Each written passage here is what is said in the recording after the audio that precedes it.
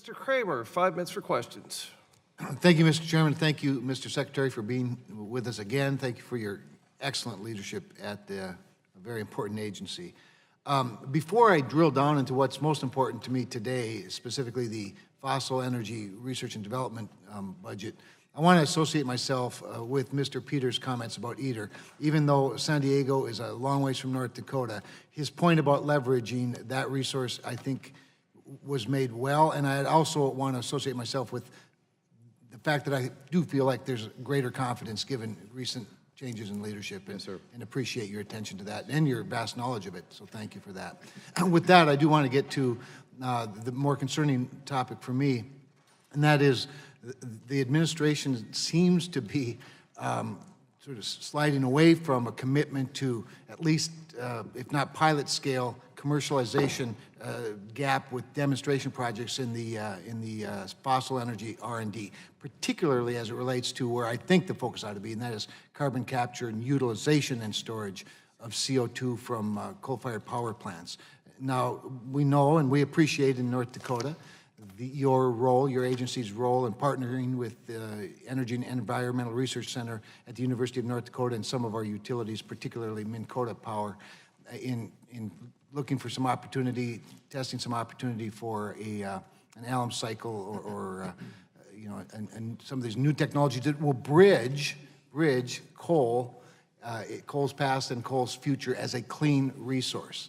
But without the gap being filled, or at least supplemented by the taxpayers, I don't know that we can get there, quite honestly, and yet we need it so badly. Specifically, the administration's fiscal year 19 budget proposal moves away from the research and development of carbon capture in reducing its R&D roughly 75% relative to fiscal year 18. And of course, both in 17 and 18, the Congress itself has had to you know, sort of step it up. So given the fossil energy R&D request as a whole was increased relative to the President's request in fiscal year 18, can you explain why the department shifted so dramatically from carbon capture R&D? Yes, sir. Here's my observation is that the FY19 budget will not impact the current activities that the department has funded up in your part of the world, Plains CO2 reduction, regional carbon sequestration partnership. That's going to continue on. Feasibility study on the Tundra project. That one is in that funding stream for FY19. The carbon SAFE, S-A-F-E activities, those are funded as well. Additionally, on the carbon capture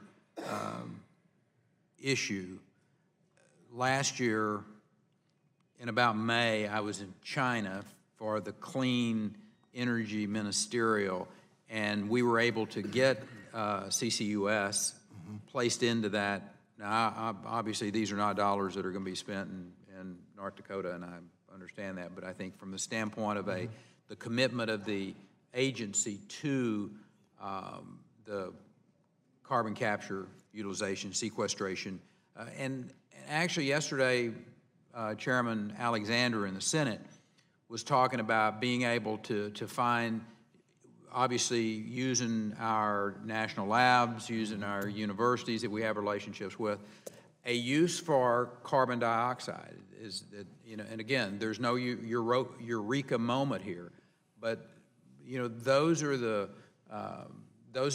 exciting technologies and opportunities that we think are out there in the future that we're going to be looking at funding, and you know, I hope you know that our commitment is very strong to that.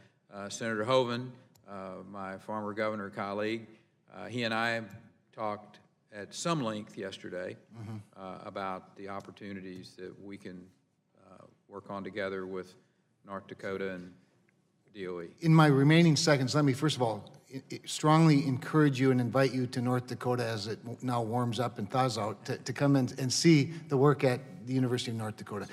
Secondly, I want to ask for your assistance in advocating with us for a 45Q, the 45Q tax credit, which was slightly, improved in the most recent bill, but not very useful until we reconcile IRS and EPA rules so that it's more useful for these types of projects. It's essential. And then there's another credit, the refined coal credit, that I think just has to be extended so we can build this bridge again between basic research and commercialization. We're at the cusp, and we run the risk of losing all those opportunities.